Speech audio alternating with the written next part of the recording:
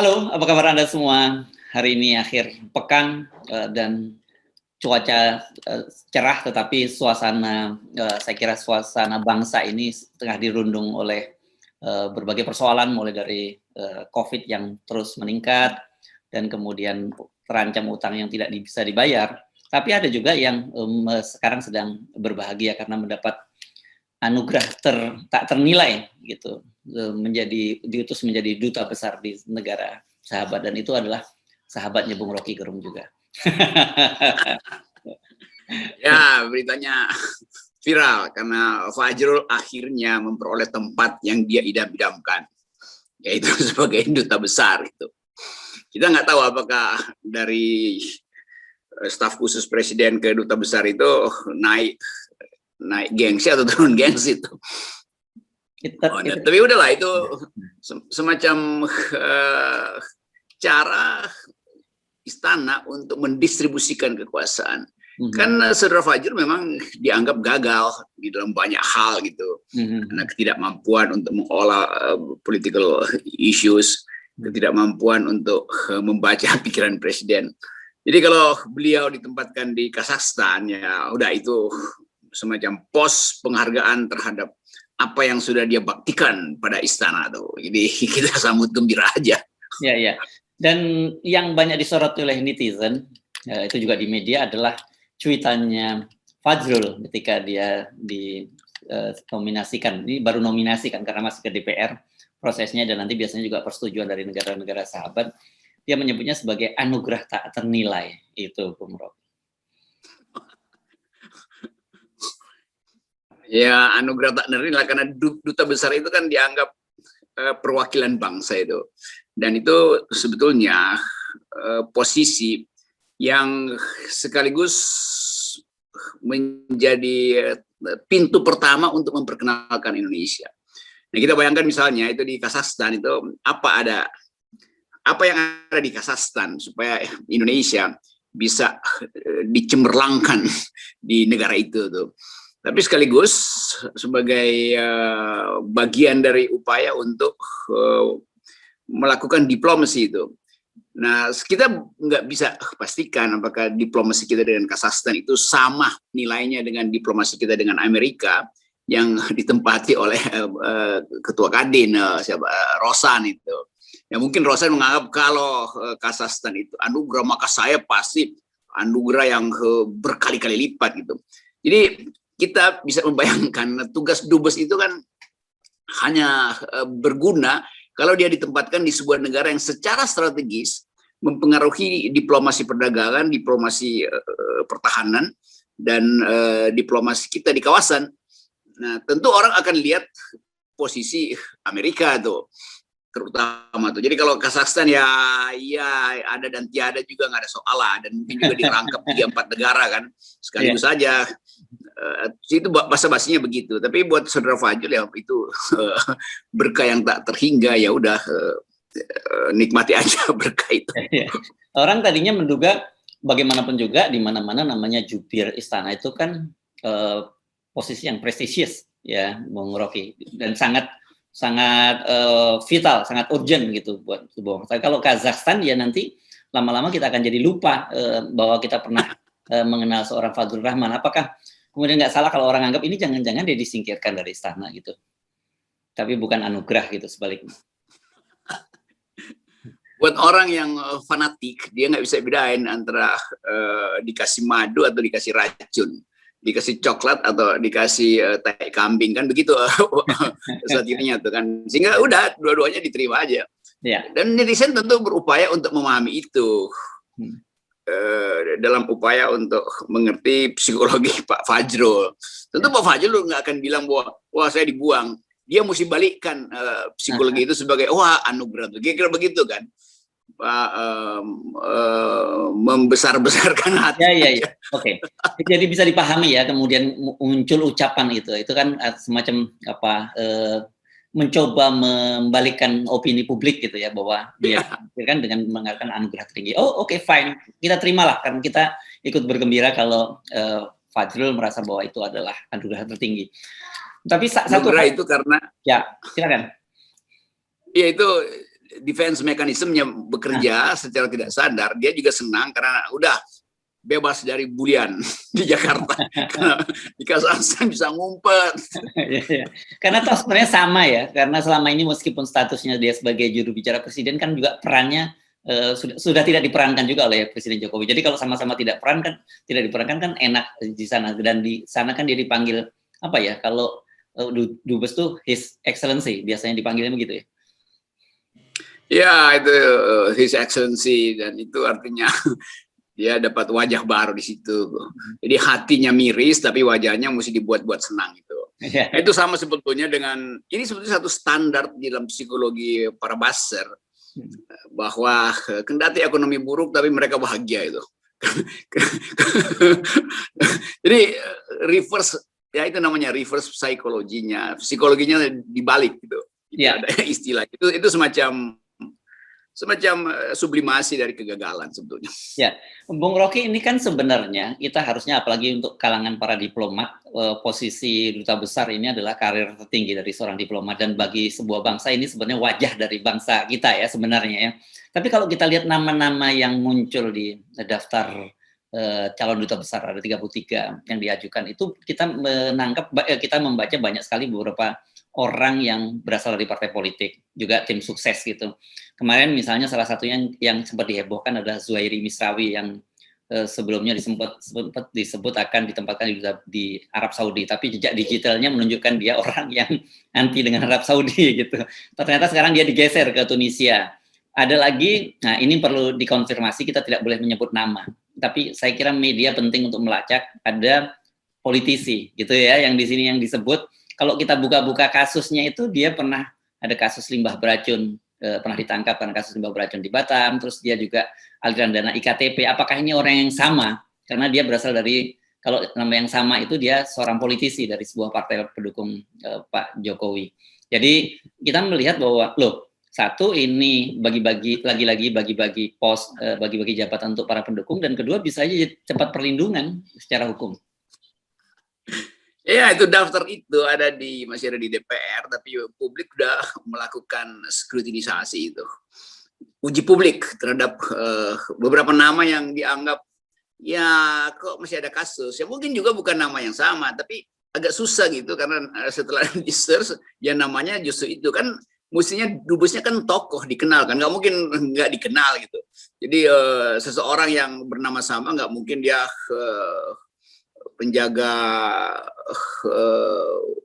warung di Matraman yang selalu saya jadi ketawa kebaikan ya, Jokowi, bukan pada Jokowi, pada pengutang itu. Tapi sekali lagi kan yang terbaca adalah ini semacam putaran terakhir untuk membagi-bagi kekuasaan itu, karena udah nggak ada lagi yang mau dibagikan. Ya udahlah, yang masih ngotot nuntut, ya udah gue kasih dubes lah kalian, entah di mana tempatnya dan entah dengan kapasitas apa tuh. Nah justru yang beginian mesti DPR periksa. Dulu kita protes karena DPR kok masih periksa soal dubes, itu hak prerogatif presiden aja. Nah sekarang ada keperluannya karena jejak atau record publik itu yang mesti diketahui. Karena tetap kan ada semacam kapasitas pada dubes yang mengerti tentang international politics, ekonomi dunia, culture. Itu sebetulnya diperlukan sebagai showcase, sebagai tempat pameran Indonesia gitu. Jadi kalau tiba-tiba nanti dipersoalkan, wah ini dubes di sebuah negara ini ternyata dia perusak lingkungan tuh, impor limbah beracun. Lalu negara di mana dia ditempatkan justru sedang promosi tentang zero emissions, emisi nol itu kan jadi problem nanti kan. Jadi itu pentingnya mempersoalkan detail mereka yang diangkat sebagai dubes. Karena dia bukan dubesnya Jokowi, ini dubesnya bangsa Indonesia, ini soalnya. Oke, tetapi sekali lagi kan kita juga melihat bahwa dalam situasi yang sebenarnya kita krisis, pemerintah juga tidak menunjukkan sense of crisis, karena bagaimanapun juga kalau sense of crisis terbentuk mesti memilih orang-orang yang qualified, bukan hanya berdasarkan karena dia pendukung dari penguasa. Betul. Dari awal Orde Baru sebetulnya juga punya tradisi itu. Jadi sebagai penghormatan maka mantan-mantan pejabat didubeskan. Tapi ini mantan-mantan yang memang punya kapasitas tuh. Dianggap ya itu dibuang, bukan dibuang, justru dihormati itu. Dan nggak ada kerja seperti sekarang atau kerja verifikasi seperti sekarang. Itu Presiden Soeharto terima aja input dari tim yang berkualitas tuh. Kalau sekarang itu sangat mungkin yang diajukan itu hasil rapat di antara tim sukses saja tuh, dibagi-bagi di atas itu. Nah, sebetulnya kalau kita mau konsisten, mestinya Ibu Mega yang jadi ketua untuk seleksi dubes ini, karena dia BPIP itu, mesti lulus ideologi dulu, betul. Yang kedua yang mesti lakukan uji itu bukan DPR tapi Pak Firly, karena dia yang paham tentang arti kebangsaan. Jadi mesti dites juga nih, Ibu Mega dan Pak Firly harus jadi tim untuk memeriksa. Ada nggak mantan napi, ada nggak yang pernah tersangka dalam kasus, ada nggak yang terindikasi melakukan manipulasi dari sejumlah dubes itu, ada nggak yang IQ-nya nggak cukup untuk memamerkan Indonesia ke negara-negara yang berakal sehat, karena semuanya itu mesti di fit and proper. Saya berpikirnya begitu. Ini mungkin ujiannya terlalu radikal, tapi demi bangsa negara kita harus pastikan pos-pos terdepan harus dihuni oleh mereka yang bermutu. Mestinya begitu kan. Oke, nah di luar itu, karena berkaitan dengan pos-pos penting tadi, kita nggak tahu apakah ada kaitannya, karena kemarin kan lagi para sekjen partai koalisi pendukung pemerintah itu mengadakan acara makan malam, dan yang menarik itu adalah reaksi dari netizen. Mereka menganggap bahwa ini tidak ada sense of sensitivity gitu ya, karena dalam situasi sekarang mereka malah bareng-bareng ngumpul-ngumpul makan-makan, padahal banyak tempat restoran dan tempat-tempat umum di Jakarta kan ditutup karena COVID yang sedang meningkat ini. Jangan-jangan mereka juga sudah membahas ini. Udah kebagian, siapa yang belum kebagian tuh? Jadi itu penting untuk dirapatkan kan gitu. Saya berpikir positif aja bahwa mereka lagi rapat serius sebetulnya. Karena ada foto yang beredar, yaitu pasien-pasien yang tergeletak di halaman rumah sakit di Cengkareng atau Bekasi. Jadi mereka lagi berpikir bagaimana tim partai koalisi ini menolong pasien-pasien itu. Karena ini yang paling krisis. Eropa, sebagian besar negara Eropa lockdown, Brasil, Kanada bahkan itu. Jadi itu yang sedang mereka bicarakan itu. Jadi ini sangat serius tuh. Tapi kemudian saudara siapa itu yang tweet itu menganggap ini hanya pertemuan, tidak serius, maka buyar lagi harapan publik. Dipikir lagi bicara soal COVID, ternyata lagi berkumpul di antara para stupid. Iya. Nah, itulah yang membuat para netizen sekarang marah karena Presiden Jokowi sendiri turun mengecek langsung ke lapangan. Nah, ini ternyata mereka malah kumpul-kumpul. Dan katanya yang Anda sebut tadi itu mantan sekjen PSI yang nyebut bahwa ini temunya cuma kangen-kangenan gitu. Dalam situasi ini. Nah, ini kan udah nggak benar kalau disebut kangen-kangenan dalam situasi krisis semacam ini. Kita mungkin membaca itu pertemuan di antara mereka yang pasti rutin dilakukan.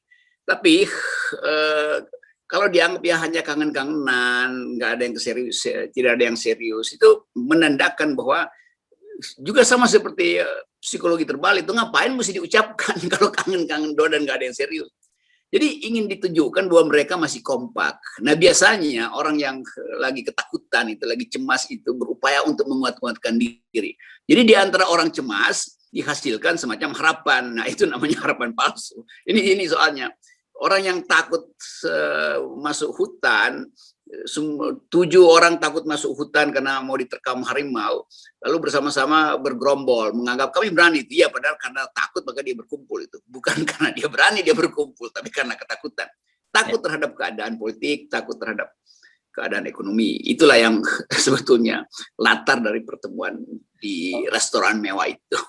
Oke, Bung Rocky, tapi sebelum mengakhiri perbincangan, saya perlu menyampaikan ini satu momen yang saya kira menarik dan penting kita apresiasi. Ini saya melihat ada sebuah video yang beredar.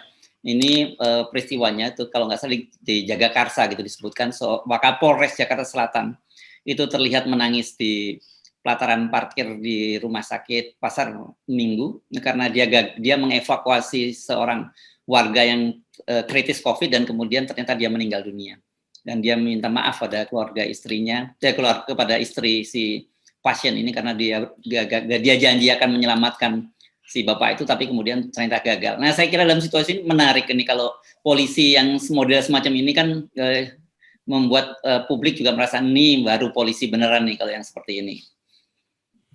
Ya itu kita berduka dan merasa ikut bersama Pak Polisi itu, Wakapolres, yang walaupun kita tidak hadir, tapi kita bisa rasakan kehadiran kita di situ. Kita ingin menolong teman-teman kita, rekan-rekan kita, saudara-saudara kita, tapi kita juga tahu bahwa banyak mereka yang bukan teman, bukan sahabat dekat, mengalami penderitaan yang melampaui yang kita bayangkan itu. Tiba-tiba pingsan dan tewas tinggal beberapa meter dari UGD itu. Jadi perasaan kita ada di situ bersama Pak Kapolres. Saya menganggap bahwa Kapolres itu sebetulnya dia juga bikin protes yang tidak mungkin dia ucapkan. Dia hanya mau mengatakan bahwa dia berupaya untuk menyelamatkan tapi gagal gitu. Dan itu artinya lampu merah bagi Republik ini, bahwa sebaiknya politisi itu juga ada di sekitar rumah sakit, di sekitar UGD untuk bukan untuk menolong secara fisik, tapi untuk memberitahu bahwa mereka hadir untuk mengatasi COVID pandemi yang makin mematikan ini. Jadi apresiasi saya pada Pak Polisi bukan karena dia polisi, tapi jiwa dia itu ada di sana untuk menolong orang lain, ada untuk menolong orang lain. Saya kira itu tagline untuk kita bersama-sama membangun kembali harapan terhadap Republik ini. Yes. Sekali lagi kita bersimpati dan empati pada keluarga korban yang meninggal karena COVID, bukan hanya kejadian yang di Jagakarsa, tetapi kepada seluruh korban. Dan juga tadi hormat kita kepada Pak Wakapolres Jakarta Selatan yang sebagai seorang pejabat publik menunjukkan sisi lain dari seorang polisi. Oke, Bung Rocky, terima kasih banyak. Oke, tetap sehat, jaga jarak, pakai masker. Dan tetap pesan saya pada pemerintah, pakai otak. Kok masih aja dari sisi ini. Oke, bye.